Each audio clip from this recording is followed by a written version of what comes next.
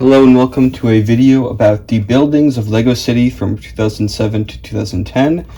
Previously, I discussed the vehicles of the LEGO City from this era and why I think they're not that interesting and kind of bad. And today I'm going to pretty much do the same thing but for structures, which is a similar situation, but it comes with a lot more interesting questions, I guess. The first thing to say about structures in LEGO City of old is that there are not many of them. LEGO City used to primarily be a theme about vehicles and almost nothing but vehicles. You had a billion different type of vehicles. As I said in the previous video, a lot of them kind of look similar, but they're different sets. And in this one, we have a much smaller sample size in terms of what a LEGO City building exactly is. But this is also the rare case where, at least in the small subsect of LEGO buildings from, I think, 2008 to 2010, I think I have almost all of them, or at least I have all of them that use this specific system, because these three sets, this is from the construction site, this is from the city corner, and this is the city home from 2010, they are all modular. And the reason that they're able to be modular is because they are basically the exact same build, copy-pasted between three different sets. And that build itself isn't even that crazy. If you kind of look deeper at this, you kind of notice that there isn't a lot of building going on with these buildings. They're mostly built up of these giant panels with this sort of same design where you have a few studs, a few smooth tiles in order to make it so different parts of the building can be taken apart. Specifically with the roof, they have the classic roof tiles, maybe a window or something. There's usually a lot less going on in these, but there's still usually something in there. There's also the bike shop from the city corner set that uses this, basically this system, but I didn't want to rebuild it. It's literally just panels and it's only one floor, so I didn't think it was too important to rebuild for this video. But this style is just so stock and boring, and I really wish they did something else, because buildings and structures are, especially as a child, like that is what I wanted LEGO City to be. I wanted houses, I wanted buildings, I wanted like stores, stuff like that, and it just really didn't exist that much. That's why I was obsessed with getting the city corner set in particular, because that seemed to be the only set that they had ever made at that point that offered what I wanted as a child. And I never got that one, but I did get the city home, and I did get a different building, the garage, but we'll get into that in a minute. The modularity is a cool aspect of it, but it kind of just feels like a byproduct of them realizing that they have basically made the same set, the same design 3 times, and that they're so similar that putting them on top of each other, it's hard to even notice the difference. Like, look at this. Like, there you go. Same exact dimensions and everything. It is cool, though, that you can kind of make an absurdly tall building if you want to, especially if you have multiple copies of any of these sets. Particularly the construction one has the most standard floors, and I will do that because that is kind of epic. There we go. Yeah, okay. Some of these aren't compatible with each other. Like these roofs actually have a little different bushing that makes it so this one and this roof, can you even see it? I guess you can't, it's that tall, don't connect. But yeah, this is what you get with that. You get this very, very tall building. I don't know if you can see it all at once. And yeah, it kind of highlights how stock it really is. So it's just, disappointing that this is the system they decided to use. Panels, LEGO is supposed to be about building bricks, blocks, and just having all these panels and this boring design just kind of feels so lifeless, it's not great.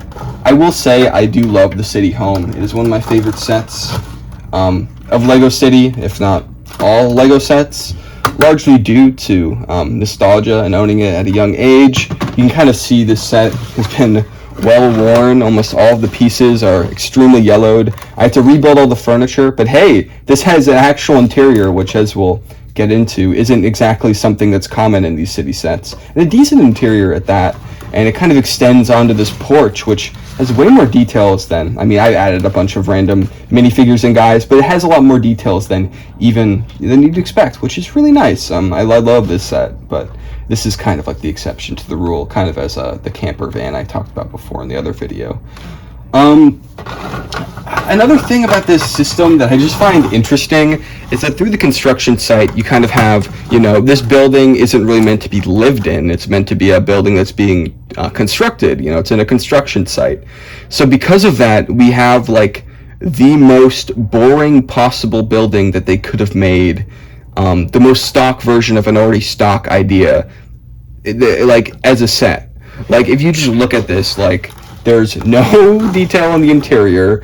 There's the exact same window design on each part, the same flowers, the same everything, the same panel with a window in it, the same roof, and it's just kind of like, I don't know, it's just kind of interesting seeing it like that.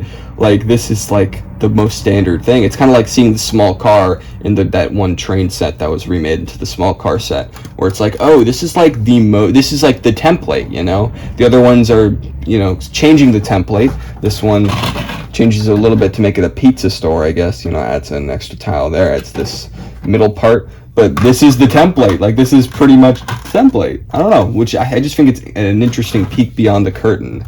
One thing I will say about the construction site in particular that I do think is good is that it actually allows you to build the house in different segments a little bit. It's very limited, but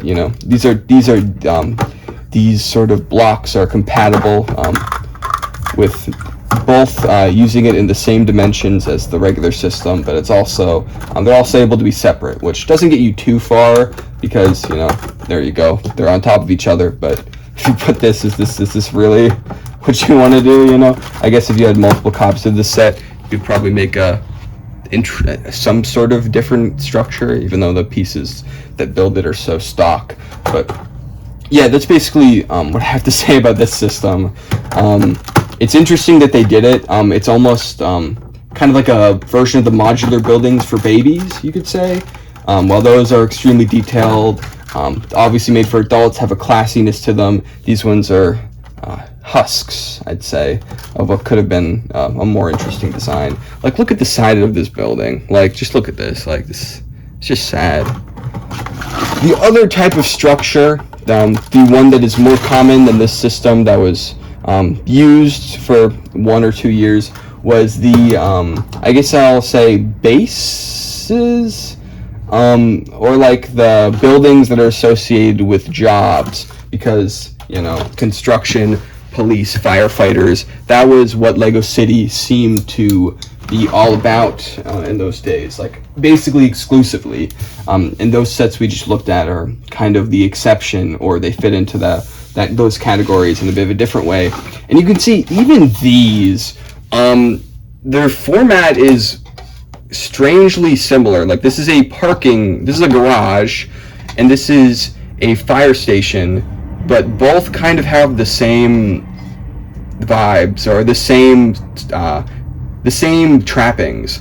You can kind of see that of the building portions of these, not only do they make a lot of use of the same boring panel pieces that were spammed in those other sets, but the majority of the actual structure is just a garage for a vehicle. The only non-vehicles, like some of the only non-vehicle sets, are still basically built entirely around vehicles, which it's like, I mean, man, they really love vehicles, I guess. It's hard to escape them when talking about Lego in general, let alone Lego City, but this is just one of the most extreme examples of that kind of thing. And they're also really big, but also empty, and I don't like that. I feel like these sets waste so much space. I don't need Lego sets to be extremely detailed or anything. I actually have a Lego town, or the closest thing I own to a Lego town building, to kind of show what I mean, where this set is McDonald's, or part of the McDonald's set. It's extremely simple.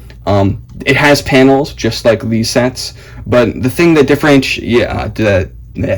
differentiates this set is that it's small and compact despite being simple and built with these panels, while these sets just are kind of huge for the sake of being huge, but also they really lack character. They really lack anything to call their own because they're all just built by these panels and they all have the same tricks.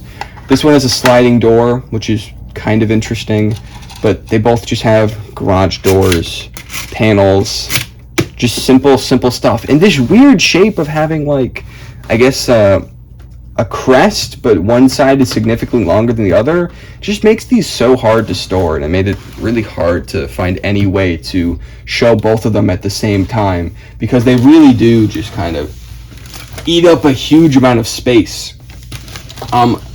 I guess I'll go into another topic about these that I find interesting, is that these are some of the last sets to use base plates. Base plates have been around the LEGO system for a while, if you don't know. That are these plates, these half-tile thick things that a lot of structures go upon. They're sort of like the LEGO version of land or ground, and they stopped being used around this time, and as a kid I always wished LEGO base plates to be used more, but now I'm realizing why they stopped using them. I mean, they're still around, but they are not really used in standard sets anymore. That's kind of what I mean. But these sets also kind of signaled the end of base plate usage. I say that because while these sets do have base plates of different types, they don't really use them well, and they kind of expose a lot of weaknesses of base plates, especially within the LEGO system of this time, because they were growing to be sort of incompatible with a lot of the problems LEGO was coming to. The main one being the part quality and the clutch power, because pieces around this time just didn't have the clutch power of the pieces from the past, from the 90s and before.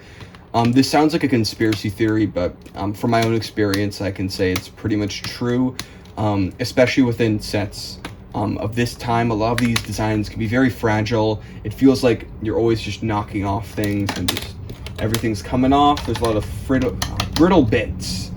And while modern sets have kind of corrected this by using Technic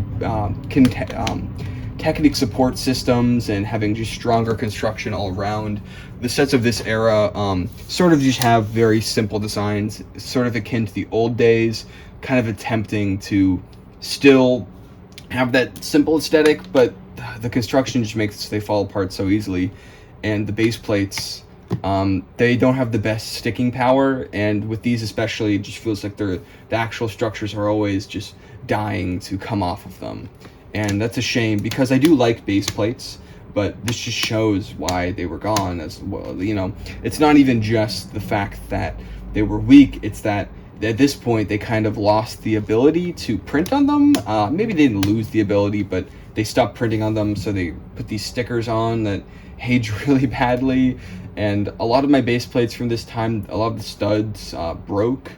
It was just not a good time for base plates, I guess. And they also contribute to these sets just taking up so much space.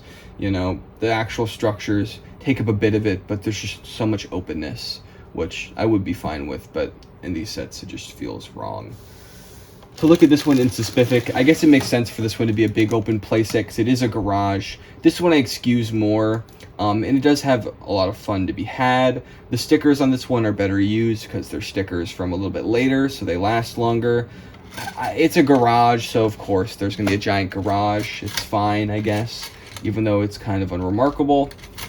This one gets a pass, and also I owned it when I was a child, so it's better than this other one that I didn't own.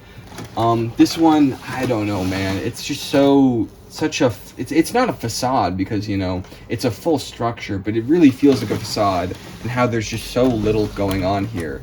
Like, if we look at the interior, there's a computer, a coffee desk, a coffee maker, and then another computer with a rotating chair, and that's it. Like, that's the entire fire station.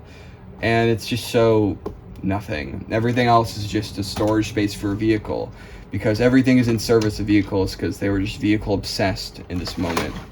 And I think that's the way you can kind of describe a lot of the structures for Lego City that were, based around these pre-existing vehicle factions. They just kind of exist to support the vehicles rather than be good structures in themselves, which I guess is fine. It makes sense, but it's just kind of really lame. I'm not a fan of it. Like, I just feel like there's very little value that this has in itself, both in terms of like cool construction ideas or aesthetic value, even play value, because besides this garage door and the sliding doors, there's not really any specific play features that are there at all, really. So I don't know. I feel like it's very unappealing in that way, which is probably why they're forgotten. And I guess that's most of what I have to say about the structures in Lego City, specifically of this time. Later, we'd get kind of the opposite approach, where structures start to become hyper detailed and sort of very modern looking, while these are, like the vehicles themselves, very plain, kind of old-timey, traditional. Not a lot of modern ideas going on. They'll have a computer, but they're not going to have phones or whatever. They're not going to utilize the modern technology of our world today in 2024 or 2025 or even 2026. It's just not going to happen. Yeah, that's all I have to say about this. Lego City, not very remarkable, but because of that, no one's talked about it. And because of that, I feel it's worth talking about for me personally, because I like saying things that I feel haven't been said before. That's all. Thank you for watching.